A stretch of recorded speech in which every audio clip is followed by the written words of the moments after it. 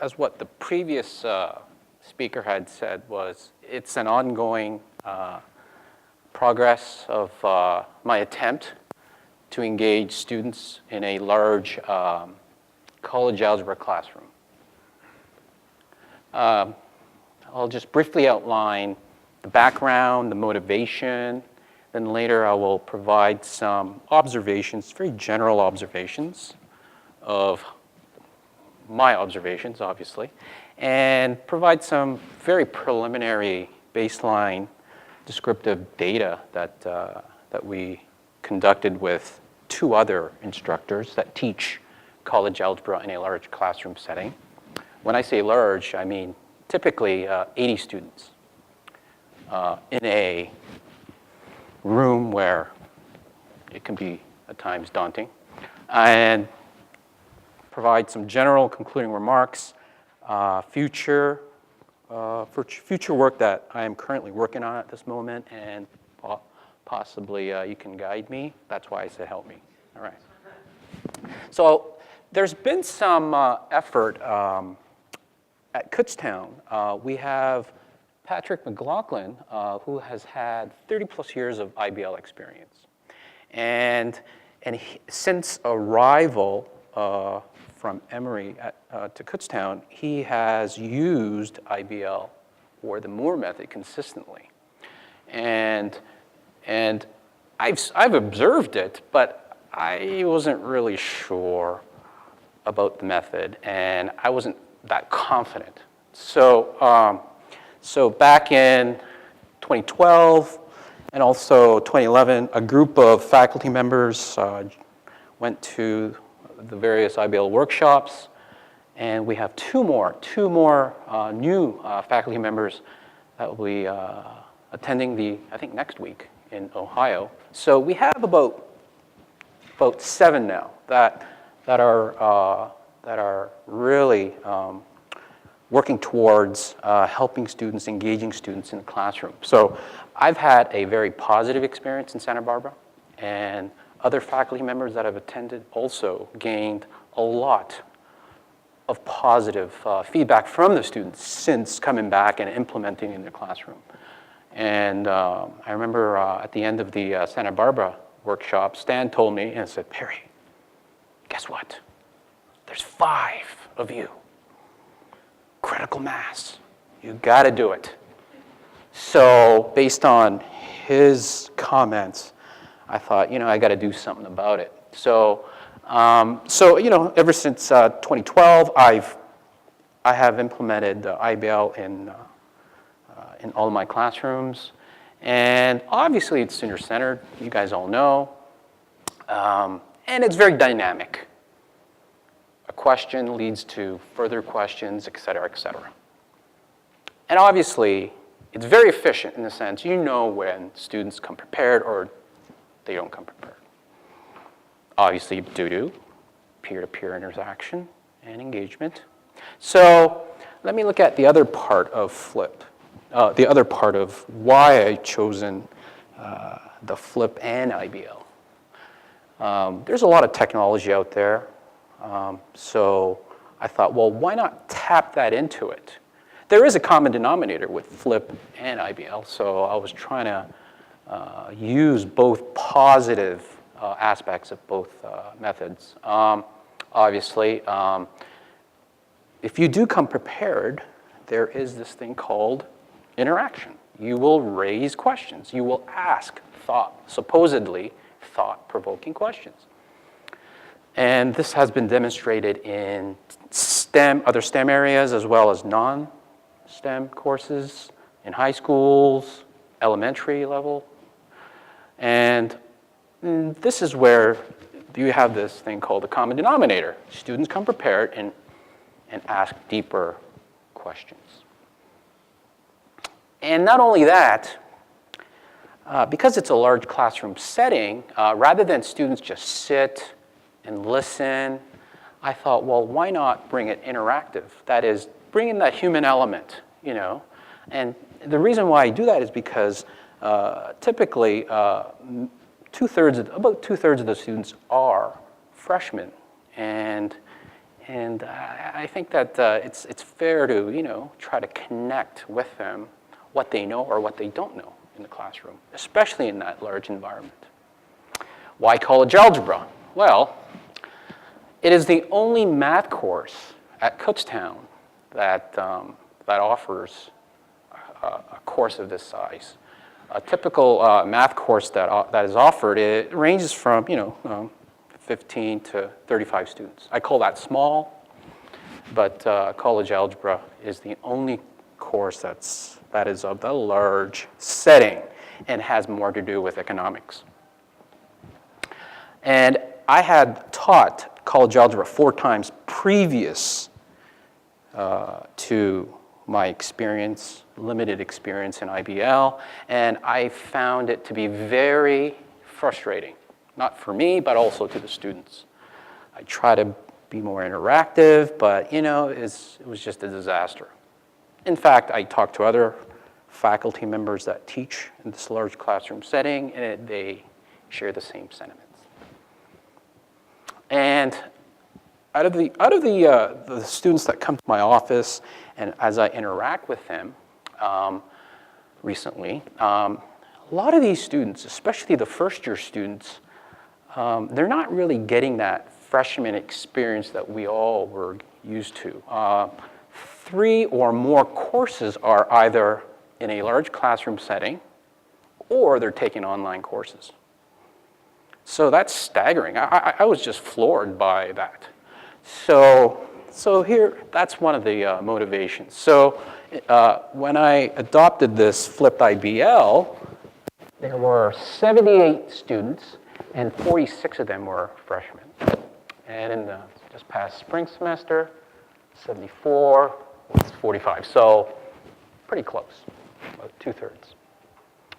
And also, what I want to do is I want to motivate, those students, not only motivate them, but also pluck them in hopes that they will study in the STEM areas. Not necessarily mathematics. I'm not that aggressive or ambitious, but hopefully, for those non-STEM students, I know that there are talented students. So by using this approach, hopefully that will say, hey, this isn't that bad. Math isn't that bad as I thought, So what is the structure of the flip part, that is the out of class? Well, I do provide links to the online videos, YouTube, Khan Academy, but also there are videos in the math lab that I use as the online supplement to my course. Okay, and we use that mainly for viewing and doing homework before I cover a particular topic. We meet, I assigned 2 to 3 weekly MML homework assignments, my math lab, and they are definitely due before classes are started. And because I teach Monday, Wednesday, Fridays, they're due about an hour prior to class. And on those, what I've noticed was that I use Fridays as my assessment days, if I do have assessments, because I want them to come to my Friday class. So as noted, those are the statistics. So what I did was, okay, you have this large group, so how do I make them engaged? How do I engage them? So I would typically randomly assign groups of 3 to 4 students. That's about 20 groups. So rather than looking at, there are 78 students or 74 students, I look at that as, 20 student groups, so that it's not too overwhelming for me. As I said, I teach Monday, Wednesday, Fridays. These are 50-minute classes. So every class, it's called board work days. That is, students come up to present solutions to previously assigned work. The first 10, 15 minutes is to allow students to work, gather their thoughts, coalesce ideas. And so I used to allow just students to voluntarily, student groups to come up, but I've noticed that there were always the same students, same groups. So I thought, okay, I gotta be nasty. I said, group 5, I don't care. It's not about feelings. So, so this is a structure. The online homework is 15%. So if you don't do it, well, that's a B right there.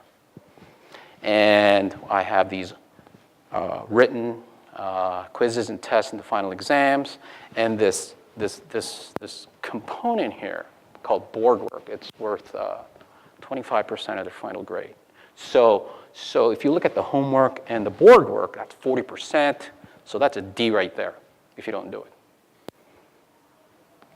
It's a hook. All right. So here are my observations. You know what? I still see that for both semesters, a third of the students do it last minute. That is within a couple of hours before class. And I just, you know, I look at them as, well, they look at doing online homework as a chore, I think. And not only that, they do not take advantage of resources that are available to them. And I think this is sort of like a legacy issue where they only feel confident when the answer is correct. And strong students in the group start the presentation. And it's usually the same students that lead, as I said. And, oh, this is very, I found this to be strikingly good. Students that did well on the my MathLab homework did also well on the final exam, except for one student. There's always outliers. Okay, and wow, there's a soap opera behind that one. Okay, engaged? Were they engaged? Oh yeah, some definitely, and some obviously not. So it was a hit and miss type of thing. And just past spring, there were some resistance to me not teaching them mathematics. That is, a real professor should be teaching it. Just previous semester, I realized that I got to get some data. So we did some preliminary analysis, data by preliminary assessment results compared to my approach with other sections of college algebra that were taught using the traditional lecture style. And just to make things comparable, there were also the Monday, Wednesday, Friday large sections. And so here are the results. Traditional lecture instructor number 1, 2, and mine. Well, the average score, they were not that significant, statistically significant. And what I did was I broke down the percent correct responses per question. And you see that, there are some extremes here for my course. Either you did really well, or you didn't. So I found, well, I think that's usually the case when when you encounter student-centered type of methods. So what are my general conclusions? It was really slow to implement this approach. I think it's because of the completely different shift in how they were taught mathematics. It was really frustrating. They still didn't get their account, my MathLab account, and yeah, okay, I'll get it, but never happened. And for those that actually took a while, but they've really embraced it. And as I said, those that did well on my math lab assignments did well in the final exam. And I tell you, every course, every class, I was really exhausted because I had to walk up and down those stairs. I wasn't going to just stand there and while they present. I was there. I was on the whiteboard correcting or asking, so it was a lot of work. That's why I'm pretty fit now, I think. Yeah, and I just find that proper planning is a priority. Very important, especially in that out-of-class component. And obviously, depending on how students present their solution, either right or wrong, you have to improvise and ask questions. Other students, I actually ask students to ask questions. So I found it to be very time-intensive. As I said before, efficiency in the classroom. I knew who came prepared or not. And this is, I think, really important. There was that sense of community. I got to know my students much faster. Their names much faster. I got to know them, what they like in terms of their food and stuff like that. Okay? I didn't really only talk about math, but talked about their personal interest and stuff. It was great. And based on the data, you really couldn't say much about the data because it was just a mishmash of student results. So what I plan to do, well, I am in the process of creating video lessons. I want to tailor it so that they can connect with me. It's not someone else, okay? I find that human element to be very important. I plan to teach an online college algebra course, and the main reason for me taking that is to design the out-of-class component, the flip component. That's why I'm taking, and for this fall and spring semester, I'll be teaching college algebra again, and we'll be doing some standardized pre and post tests so that we can compare the gains made by the students before and after the semester. And also, somewhere along the semester, I'm not sure fall or spring, I plan on teaching a small classroom so I can also make some idea, okay, how effective this flip IBL approach is. And I'd like to thank the various people here and help me.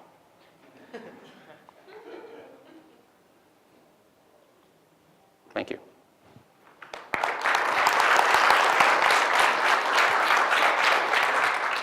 Any questions? Regina Jackson from Auburn University. I've been teaching college algebra in very large classrooms with a minimum of 80 up to 150 for a while. And I like what you said about thinking of them as 20 student groups. I've been doing a lot of the same things you're talking about, and one of the things that I found about motivating students to use some of those outside of the classroom things is to bring them closer to them.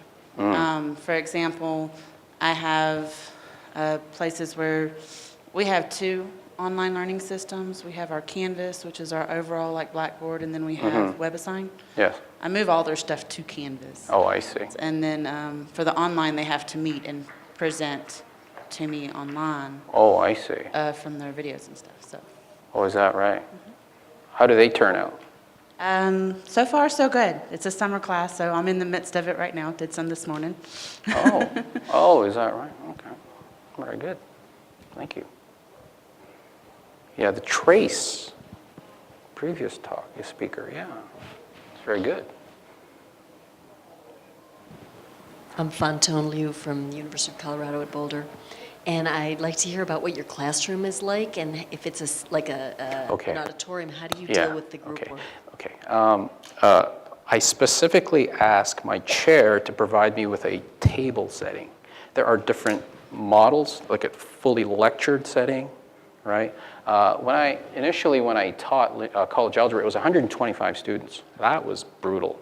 And I said, this is no way. then it has evolved to, it dwindled down to 80, and it's stayed at that level, but it's a table setting. So it's certain sections in the auditorium, lecture hall, you may have 2 students, 3 students, 4 students, 5 students. So I specifically ask for that so that collaboration can take place. Oh yeah, very important. Because that single sitting, it's not effective. Not effective at all. I'm Alfonso Gracia from University of Toronto. I'm from Toronto. Hey? Comment Okay. about how to motivate students to do their part. I have not taught a flipped classroom myself, but interestingly I have mentored or helped 3 different instructors to do so in my previous work. When we say large class, we mean 250. And in my experience observing 3 different people doing it, the biggest factor I can anecdotally mention is who the instructor is. The same instructors who are charismatic and popular, who will have full classes and people sitting on the floor when they lecture traditionally, those are the ones who persuade the students to do their part and to do the pre-homework. And the same instructors who are more traditionally boring and nobody cares much for, those are the ones whose students don't get engaged and will not do the pre-homework either. Okay. Oh, go ahead. I was joking with the 2 other instructors why the second traditional lecture instructor had. Oh, actually, I may have an answer for that one. I have an answer too. I have a theory.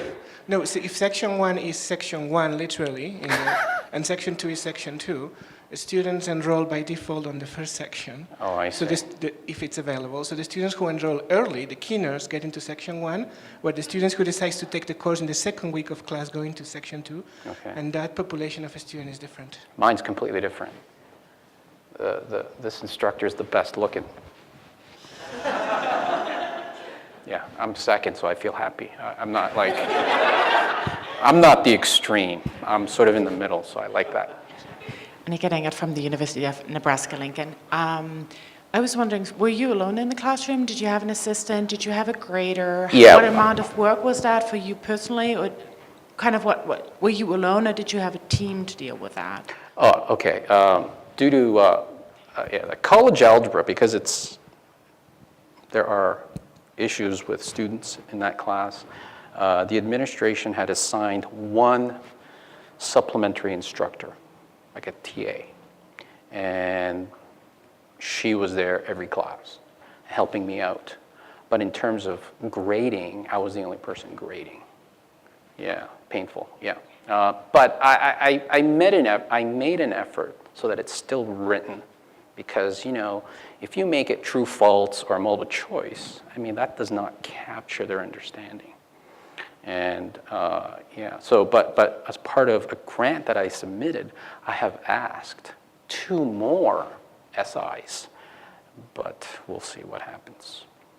But we do, definitely, when they come to class, groups are assigned questions, it's good to have multiple SIs helping them out. I help a particular group. My SI last semester was helping another group, but there are other questions from other groups. So I found that to be pretty frustrating, and I'm doing a lot of running around.